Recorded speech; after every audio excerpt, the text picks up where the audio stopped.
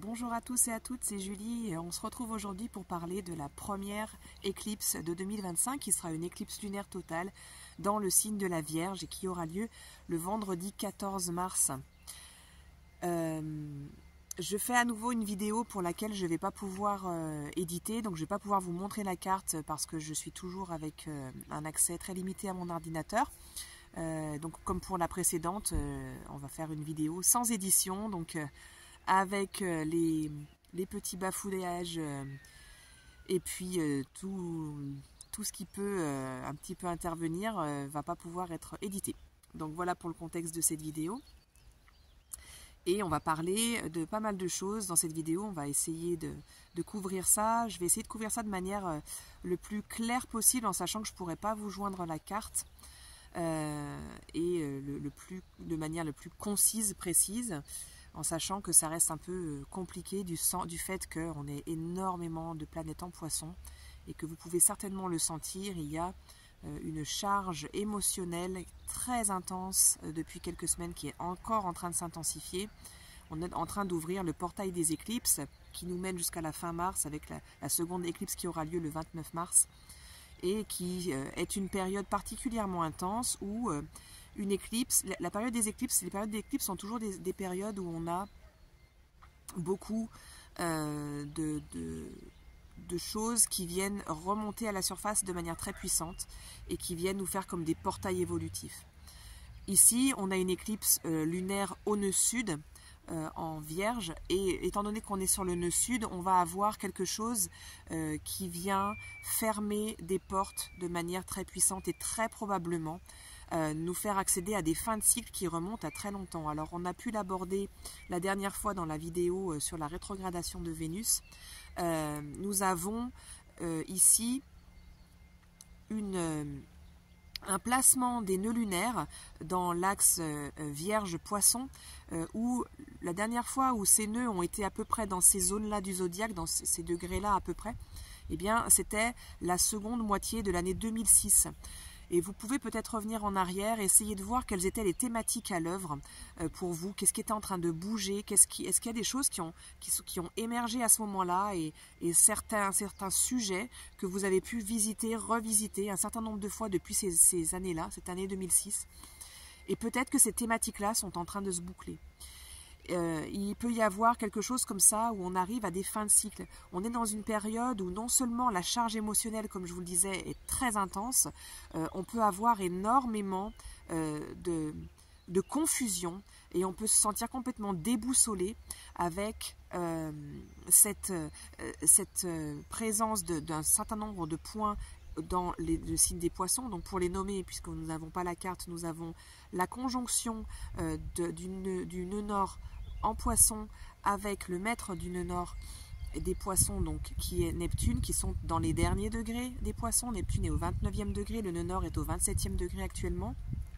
À cela viennent se joindre donc le soleil qui est à 23 degrés des Poissons, opposé donc directement à la lune qui est à 23 degrés de la Vierge, et puis nous avons conjoint au soleil qui commence à vraiment s'en rapprocher, nous avons à 22 degrés Saturne qui est en Poisson également. Donc toutes ces énergies du Poisson là sont très fortes, très puissantes, viennent pouvoir nous apporter quelque chose où on est complètement, on a du mal à trouver à sentir ses pieds sur terre en fait. On a du mal à pouvoir vraiment être là, on a du mal à sentir qui on est, à sentir où on va, à avoir de la clarté sur les choses.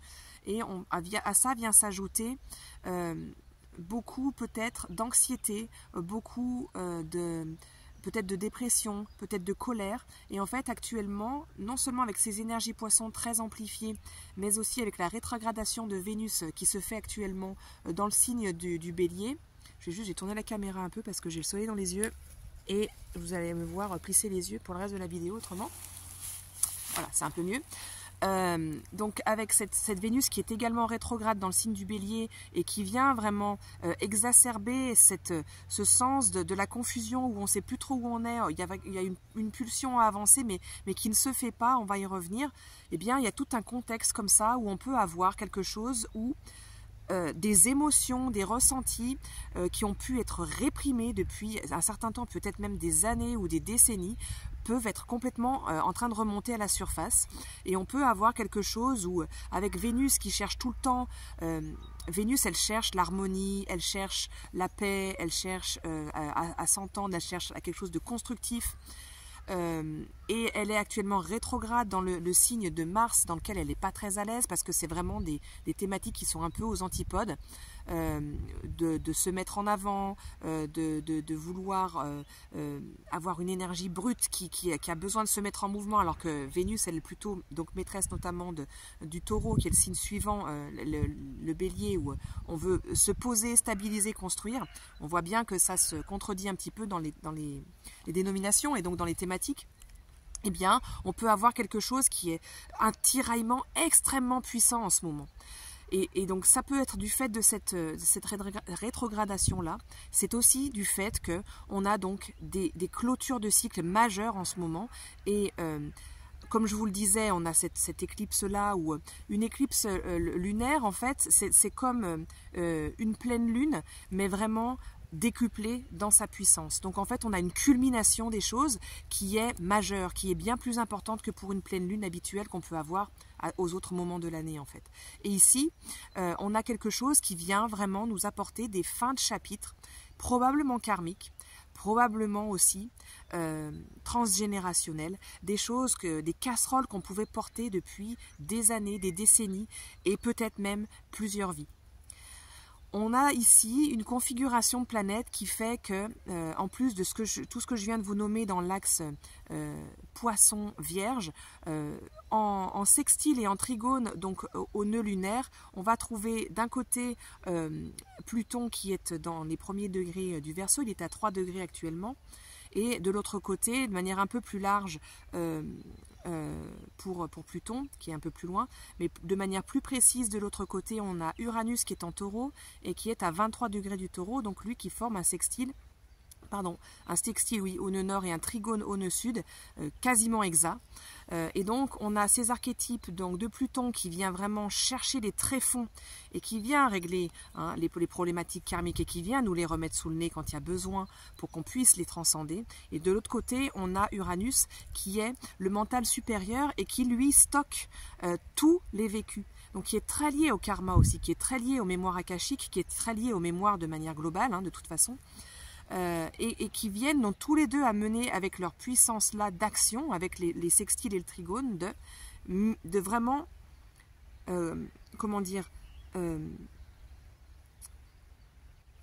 renforcer en fait et aider à ce que les résolutions karmiques se fassent. Donc avec ce portail évolutif là de cette pleine lune qu'on va avoir le 14 mars, c'est-à-dire demain, au moment où je filme la vidéo, on peut avoir des tiraillements énormes à l'intérieur où on se retrouve confronté, donc non seulement à, comme je vous le disais, des émotions qu'on peut avoir déjà vécues et peut-être réprimées parce qu'on n'était pas disponible, qu'on n'avait pas les moyens, on ne pouvait pas les reconnaître à ce moment-là, et qu'elles se sont donc un peu cristallisées, et peut-être c'est un peu fermenté, gangréné à l'intérieur. Il y a des choses qui peuvent venir de manière très exacerbée. Ce qui est renforcé par la présence de Mars qui, lui aussi, vient former un trigone, notamment au Soleil et à Saturne en Poisson, mais de manière un peu plus large au nœud nord aussi, qui vient de repasser direct il y a même pas 2 semaines, et qui est toujours hors limite, c'est-à-dire qu'il est au-delà de la bande de l'écliptique de 23 degrés dans lequel on voit passer le Soleil, la Lune et puis les planètes de manière générale. Donc il reste dans ces 23 degrés en fait d'angle, sauf de temps en temps, et certaines planètes dépassent un petit peu. C'est le cas de Mars, depuis le 30 décembre, il y sera jusqu'au 7 avril de cette période, cet espace qu'on appelle hors limite. Et ça veut dire que ces planètes, lorsqu'elles s'y trouvent, leurs caractéristiques sont vraiment décuplées. Dans potentiellement le positif, mais potentiellement les excès aussi, et bien souvent plutôt on parle des excès. Donc on peut avoir, comme on a ce Mars qui est en Cancer, direct en Cancer, qui est donc trigone, comme je viens de vous l'expliquer, à un certain nombre de protagonistes en Poisson, qui est aussi carré dans son propre signe à Chiron, qui est donc toujours en Bélier, qui lui aussi est direct, et qui n'est qu'à 2 degrés de l'espace où il était pour la précédente éclipse d'avril dernier, qui a été très très forte.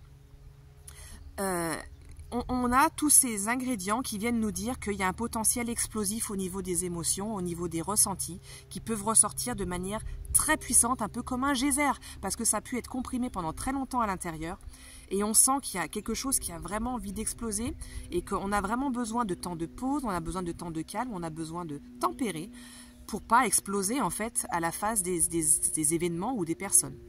Il y a potentiellement ça, que ce soit de colère, que ce soit d'anxiété, que ce soit de tristesse, peu importe en fait l'émotion qui est en dessous, elle peut potentiellement avoir besoin de sortir très très fort.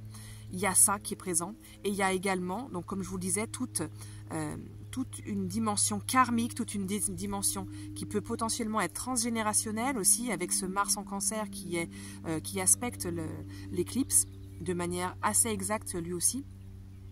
Et on peut avoir donc ici des anciens chapitres très, très vieux qui viennent se clôturer, et on peut avoir, qui nous reviennent à la figure, tout un tas de vieux vécus en fait, de vieux schémas, de vieilles façons de faire, de vieux bagages qui remontent ici, qui nous reviennent à la figure. On ne peut pas faire autrement que de les voir, des anciens fonctionnements, ça peut être des personnes ou des situations qui reviennent aussi, peu importe en fait la forme sous laquelle ça revient ici parce que ça a besoin de se terminer.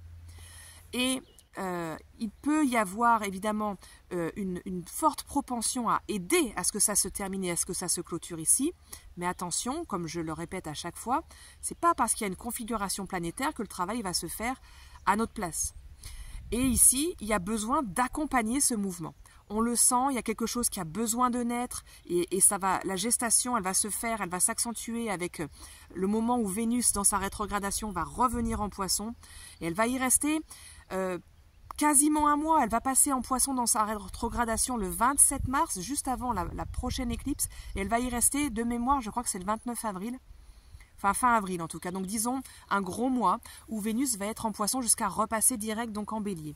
Donc entre ce moment où elle va rétrograder en Poisson, revenir direct en Poisson. Et là, on va avoir cette gestation, ces choses qui vont vraiment venir plus à la naissance en fait, à la mise au monde de quelque chose de nouveau. Mais pour préparer le terrain, on a besoin de pouvoir accompagner ce mouvement. Alors qu'est-ce qu'on peut faire? Parce qu'on a vraiment des choses qui sont extrêmement chargées. On est à la fois avec quelque chose qui a envie de naître et qui n'y arrive pas, et qui est notamment marqué par ce Mars qui forme son premier carré dans son cycle évolutif à Chiron, qui a commencé en mai de l'année dernière. Donc entre l'éclipse d'avril et puis le mois de mai de l'année dernière, vous avez peut-être pu avoir des intentions évolutives qui ont pu se manifester, des choses qui, suite à une sorte de prise de conscience, à une guérison, vous ont entraîné vers quelque chose où j'ai envie d'entreprendre ça. J'ai des corneilles qui m'accompagnent. C'est chouette. Symboliquement d'ailleurs, en termes de mort-renaissance, avec la corneille, c'est quand même assez fort. Je pense que c'est pas anodin. Bref, pour en revenir à ce que je disais, l'année dernière, donc au printemps dernier, vous avez pu avoir des moments où il y a eu une forte pression évolutive pour vous faire aller dans un nouveau truc, faire émerger un nouveau sens, peut-être entreprendre quelque chose de nouveau. Et là, vous pouvez sentir qu'il y a cet élan d'y aller, mais on ne sait pas comment s'y prendre. On ne sait pas comment poser les pas, il y a quelque chose qui est flou ou qui bloque et on n'y arrive pas, on ne sait pas comment faire. Et ça, c'est complètement raccord avec l'énergie, cette phase-là du cycle évolutif dans lequel se trouve Mars par rapport à Chiron dans son signe du Bélier, où il y a pu y avoir quelque chose de se mettre au monde et d'entreprendre quelque chose de nouveau, et on ne sait plus comment faire avec ce premier carré. Ça va bouger dans les mois qui vont venir. Pour le moment, on peut avoir cette frustration-là, et qui peut être vraiment renforcée par la rétrogradation de Vénus, et puis avec tout ce flou en Poisson, où on ne sait pas comment s'y prendre. Comment on peut faire pour accompagner alors toute cette frustration? Comment on peut faire pour accompagner? En fait, on sent bien qu'il y a ces fins de cycle et qu'on a envie de passer à autre chose, et qu'il y a des choses majeures qui ont besoin de se terminer pour pouvoir passer à autre chose. Encore une fois, ça ne va pas se faire tout seul. Eh bien, moi je pense que ça peut être quelque chose de vraiment très intéressant ce week-end autour de cette pleine lune, mais ça peut être plus vaste que ça, puisque en fait c'est un portail de 15 jours qui s'ouvre entre le 14 mars et puis le 29 mars, où on va avoir la seconde éclipse qui sera solaire cette fois, dans le signe des Poissons, qui sera d'ailleurs en Bélier d'ailleurs, mais enfin qui sera à cheval sur les deux, entre certaines planètes en bélier et certaines planètes en poisson, on va avoir ici donc un grand portail qui va nous permettre de poser des actes forts. C'est le moment de poser des actes symboliques. À vous de trouver la forme. Ça peut être un temps en nature où vous allez faire comme une sorte de rituel. Et vous allez sentir ce qui est juste. Qu'est-ce qui a besoin de se clôturer. Comment faire pour accompagner ce mouvement-là.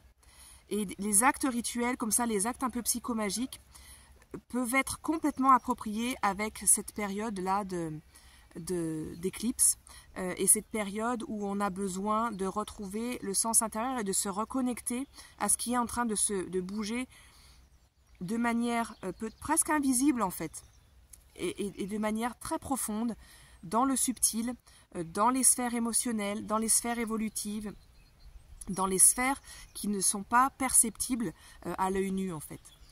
Et c'est important, je mentionne ça maintenant, c'est important de pouvoir prendre des temps quotidiens pour se reconnecter à ces profondeurs-là, parce qu'il y a deux niveaux de lecture, à la fois dans cette carte et à la fois dans ce qui est en train de se tramer dans le monde et de manière collective et de manière individuelle. Il y a le brouhaha de la surface. Et Dieu sait qu'il y a du brouhaha actuellement, qu'on nous en met plein les mirettes et plein les oreilles pour justement nous disperser en fait, hein, nous faire perdre le contact avec notre fond quoi. Il y a beaucoup de choses qui se disent, d'informations, de désinformations qui circulent, autant de manière globale que même dans nos vies personnelles en fait, hein. Il peut y avoir en ce moment énormément de ragots, énormément de désinformation, désinformation qui viennent et qui en fait c'est du brouhaha, c'est de la dispersion, c'est des choses qui sont pas là pour en fait nous aider dans notre but évolutif et dans notre chemin évolutif. Il est important peut-être de laisser traverser ça d'une oreille et puis ressortir immédiatement par l'autre et de pas se laisser en fait désorienter et disperser par ces courants-là pour garder vraiment garder notre focus sur ce qui est en train de se jouer à l'intérieur, même si on a du mal, c'est assez intangible, on a du mal à mettre le doigt dessus, on a du mal à comprendre par où il faut aller, mais il y a vraiment quelque chose d'important à suivre. Et ça va être l'équilibre à faire ici entre les actes que je peux poser et qui sont importants et il va falloir poser avec la lune en vierge qui est conjointe au nœud sud ici et qui va nous mettre le doigt sur qu'est-ce que je fais, quels sont les petits actes que je fais, que je pose pour aller dans le sens de la... Comment on dit ouais, c'est un mot fort, mais c'est ça en fait. La désintoxication en fait de mes anciens schémas, des anciennes charges que je porte, des anciennes mémoires que je porte et qui m'agissent au lieu que moi j'agisse. Avec la Vierge, c'est toujours des petits pas et c'est des petits pas quotidiens. Il faut y revenir tous les jours. Et quel est le plus petit pas que vous puissiez faire actuellement par rapport à ce que vous avez pu identifier et qui vous revient en pleine figure de là en fait j'ai quelque chose à bouger, j'ai ce vieux schéma, j'ai cette vieille façon de faire, j'ai ce vieux bagage qui revient en permanence et qui m'appartient en fait, ou peut-être qui m'appartient que partiellement, mais en même temps j'ai forcément quelque part été agissante en tant que personne dans ce processus-là pour qu'il continue d'agir et d'être actif dans ma vie. Donc, quel pas de côté je peux faire? Il est peut-être microscopique et tant mieux s'il l'est parce que ça veut dire qu'il est accessible et que je le fais aujourd'hui. Et demain, je continue de le faire et peut-être dans une semaine, je l'accentue un peu et j'élargis en fait mon pas de côté. Et un peu plus et un peu plus. Je ne peux pas être plus précise que ça parce que selon les thématiques et selon le vécu de chaque personne, ça va être différent. Et ça va recouvrir des actions à poser différentes, des prises de conscience différentes et des moyens de le faire différents. Mais il est important d'y revenir, de mettre de la conscience autant que possible dans cette période de confusion qui risque de s'accentuer avec la rétrogradation de Mercure qui va avoir lieu le lendemain de la pleine lune, et de se tenir vraiment avec discipline intérieure à ce qu'on aura mis en place. Et je parle de désintoxication parce que avec toutes ces planètes en Poisson ici, c'est vraiment cette image qui vient de poison en fait, de comment est-ce qu'on s'empoisonne la vie et on s'empêche d'avancer en pouvant réalimenter de manière involontaire, peut-être automatique, mais néanmoins présente, des façons de faire qui réalimentent l'ancien, le toxique, pour employer un mot fort, même si c'est probablement pas aussi puissant que ça peut l'être parfois, mais peut-être pas toujours. En tout cas, ce qui ne me sert plus et ce qui m'empêche de me réaliser. Comment est-ce que je peux donc identifier ça, faire un pas de côté pour sortir de cette toxicité et me rendre compte que c'est moi qui peux agir. C'est moi qui peux poser les pas. C'est moi qui peux prendre conscience et décider de sortir de ça, même si ça prendra certainement, avec la Vierge, beaucoup de temps. Et tant mieux quelque part. Parce que les remèdes magiques qu'on peut parfois nous vendre, où en 3 séances tout est guéri, on sait bien que généralement 1 an, 2 ans, 5 ans après, on se retrouve dans la même mouise parce que c'est pas résolu en fait. C'est résolu en surface, c'est pas résolu dans le fond. Ou bien que si ça va nous chercher très très fort, eh bien on va peut-être passer des semaines, des mois, voire des années, je l'ai déjà vu un certain nombre de fois dans mon parcours, de décompensation en fait. Parce qu'on est allé chercher trop loin, on est allé trop loin dans ce qui était possible de réadapter pour le corps, pour l'esprit, pour l'âme. Donc il faut y aller petit à petit. Et ça, c'est la médecine de la Vierge. La deuxième chose qu'il est important de faire dans ces périodes-ci, c'est de se faire accompagner. Parce que justement, c'est des axes qui sont majeurs au niveau de notre évolution. J'en ai déjà parlé un certain nombre de fois, notamment dans la précédente vidéo, mais dans ce que vous allez pouvoir identifier, il est important ici de pouvoir vous faire accompagner par des professionnels qui vont pouvoir vous aiguiller et puis aussi être témoins. Et peut-être que dans les actes rituels que vous allez pouvoir poser, ça peut être intéressant d'avoir une personne qui est là en tant que témoin en fait, où il y a quelqu'un qui a assisté en fait à votre acte symbolique d'enterrer quelque chose et de donner naissance à autre chose. Alors je fais une parenthèse d'ailleurs, si jamais vous faites un acte rituel d'enterrer quelque chose symboliquement pour pouvoir mettre quelque chose derrière, il est impératif, quand vous faites ces actes-là, de mettre un deuxième axe à votre rituel et qui est un acte de naissance. C'est-à-dire que si vous enterrez quelque chose, il faut que vous plantiez autre chose. Il faut planter du vivant. Ça peut être des graines, ça peut être une plante, ça peut être... Peu importe, mais il faut mettre du vivant. Il ne faut pas rester sur le mort. Sinon, l'énergie, elle stagne là. Il faut semer quelque chose de nouveau. Et ce nouveau, ça peut être peut-être symboliquement une manière d'accompagner vos intentions nouvelles, quotidiennes, de le nourrir, de l'arroser, de lui donner du soleil, de lui donner de l'attention, de lui parler, en plus de ce que vous faites pour vous-même. Ça peut être quelque chose où en fait vous êtes vous-même par la suite témoin de l'évolution et de ce qui grandit. Ça ne remplace pas le travail en soi, sur soi, à l'intérieur de soi, mais ça peut complètement l'accompagner. Et les actes symboliques comme ça, on sait que ça a un impact fort au niveau neurologique. Donc je pense que ça peut valoir le coup de faire ce genre de choses-là. Je reviens à ce que j'étais en train de dire. Donc le fait d'avoir un témoin, et la personne elle peut être présente, mais elle peut ne pas être présente, et ça peut être aussi de dire, voilà, là j'y vais, j'envoie un message, je vais faire mon acte rituel, comme ça la personne en pensée elle est là, elle est avec vous, et vous la prévenez à nouveau lorsque votre acte il est terminé. C'est une autre façon de faire parce que ça peut être de soi à soi, où on a besoin d'être dans sa propre intimité pour faire ces actes-là, mais vous êtes en même temps seul et en même temps pas seul. Et donc il y a un témoin. Et s'il y a un témoin, il y a quelque chose où il y a un passage de flambeau en fait qui est officialisé. où vous allez vraiment acter qu'on passe à autre chose. Ça ne fera pas tout, mais le premier acte, il est posé avec un témoin. J'ai envie de revenir également sur le fait que la Lune étant en conjonction donc avec le nœud sud en Vierge, il peut y avoir une thématique autour de la santé qui est très importante. Alors cette thématique-là, je vais y revenir dessus toute l'année parce que avec le nœud sud en Vierge, on a vraiment besoin d'insister sur, la Vierge va nous faire revenir à l'esprit et à notre connaissance, et très fort si on le néglige, l'importance de notre santé. Il ne faut pas négliger sa santé, bon, de manière générale, mais encore plus cette année. Pour deux raisons. D'une part, parce que le nœud sud va nous mettre devant la figure tout ce qu'on a pu négliger au niveau de notre santé, qu'elle soit physique, psychique, émotionnelle ou énergétique.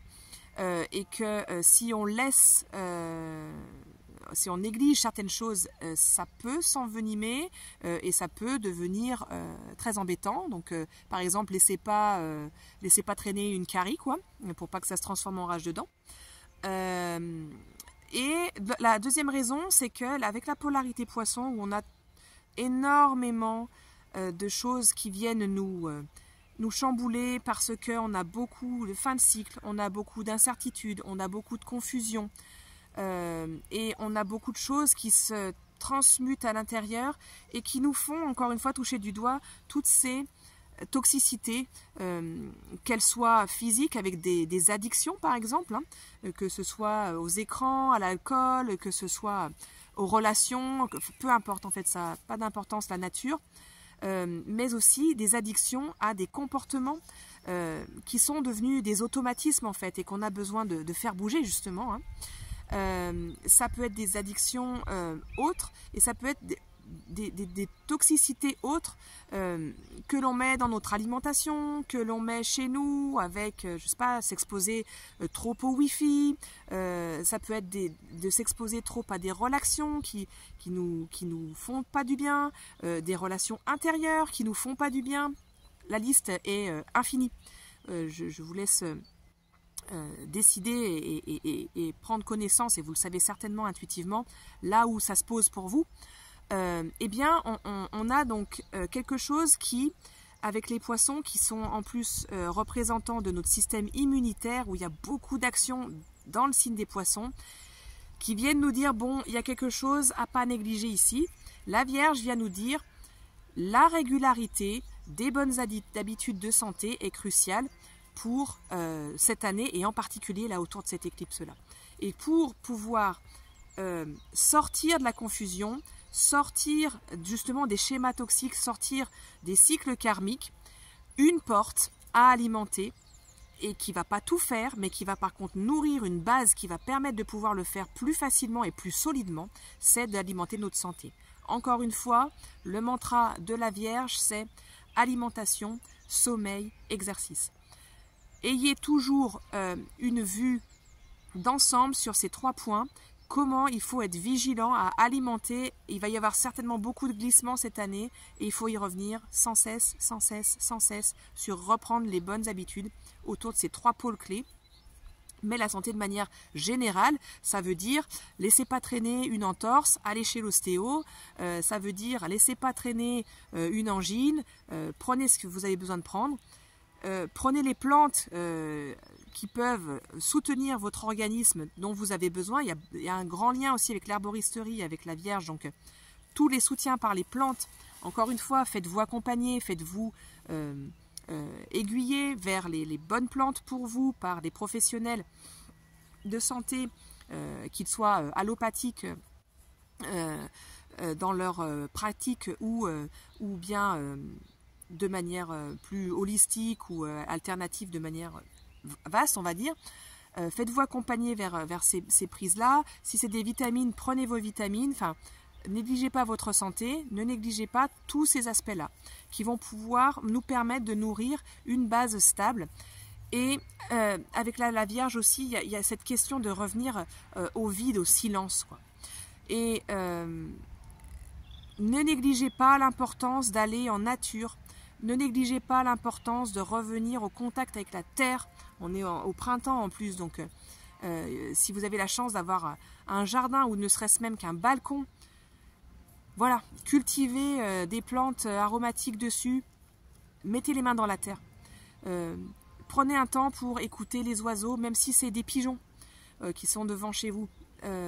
Prenez le temps pour observer une fleur, pour sentir, prenez le temps pour vous connecter aussi à plus subtil. Prenez le temps, il est important dans cette routine-là d'intégrer la polarité poisson, de ne pas être trop dans le contrôle de l'air vierge, et la polarité poisson, c'est de s'en remettre à plus grand que soi.